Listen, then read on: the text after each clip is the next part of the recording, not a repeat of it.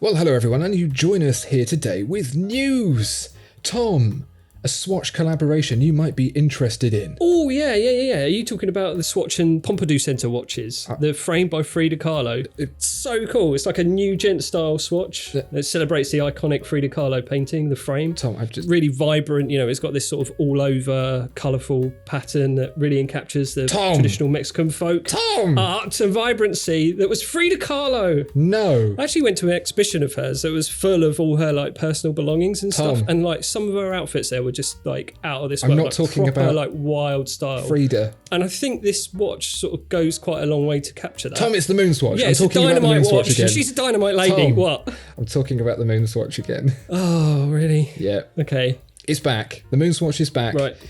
Is it back though? In another burst of, what's going on with the MoonSwatch? Insert what's going on with the MoonSwatch jingle here. What's going on with MoonSwatch? We are talking about, can you buy it online? Well, according to a very interesting interview with Swatch Group CEO Nick Hayek, a great article on Fratello Watches, go check them out. The link is in the description below. Mr. Hayek has flatly denied that the MoonSwatch will be available online. His reasoning, shall I tell you his reasoning, Tom? Go on. He says, there's no emotion in online buying. It's a carefully produced Swiss-made watch and not a commodity. After the whole world had to stay at home for 2 years because of COVID, it was about time to celebrate and to bring the people back on the streets, meet together and revive the brick and mortar stores.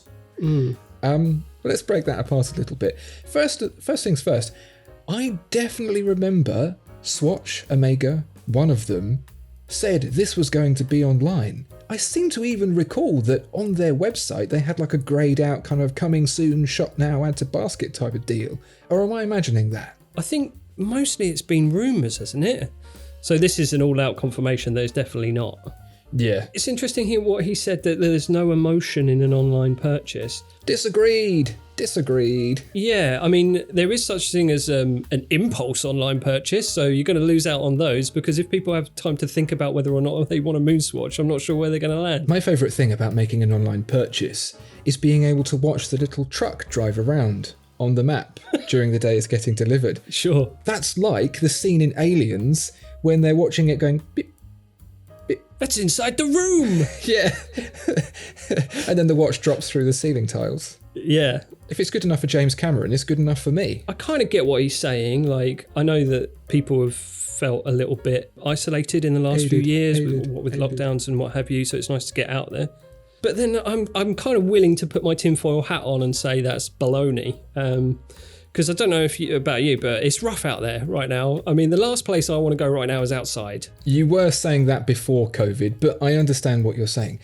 There's an experience to be had when you go to a high-end boutique, for sure, but the Swatch shops aren't really like that. It's a shop that you go to and you go, one of those please, and they go, yeah, sure, assuming it's in stock.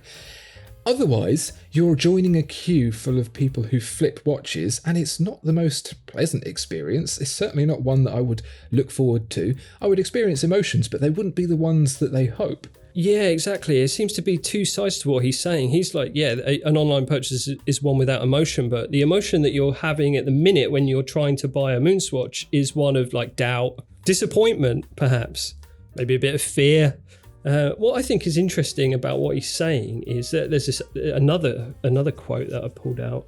He came up with an example of someone who travelled around to 11 different cities in Switzerland trying to get all 11 MoonSwatch models.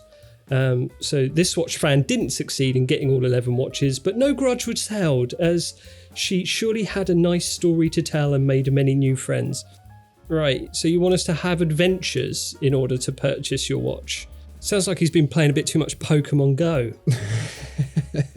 A commercial adventure, going from shop to shop to buy product. Yeah, and I mean, she only had to do that because it's one per customer. So I kind of feel like there's a little bit of dissonance in the messaging that he's putting across and the actuality of buying one of these things. Well, on the line of questioning around buying from flippers and the whole flipper market, Mr. Hayek... You're not talking about dolphins, are you? At this point, it may as well be. It's all theoretical, isn't it? Mr. Hayek goes on to say, if you can't buy one, because all the flippers have bought them, you can try again, and there are more Swatch stores opening in many places where today you have none, and they will start to sell MoonSwatches soon. As already stated, it's not limited, and it's part of the experience to go look for it. He then says, don't forget, nobody forces you to buy now. There is no reason to buy from flippers. Once again, it's not limited and does not need a 3-month update on new software, and who knows for how many years it will be there as a new classic.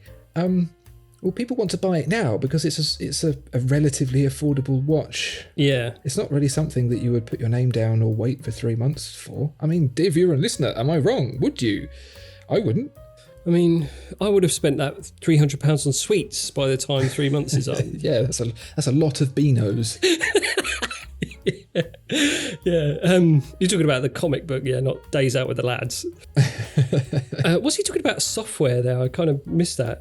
What does that mean? Why is there now software involved? Oh, I think they're trying to push the idea that the MoonSwatch is a mechanical watch, a luxury item, a Swiss-made piece of craftsmanship compared to an Apple Watch. But again, I don't buy that. The blue comes off. The blue doesn't come off of an Apple Watch. Yeah, and Apple Watches you can buy online. So, yeah. So, well, there you go. That's the latest chapter in this whole palaver. It's kind of interesting to follow.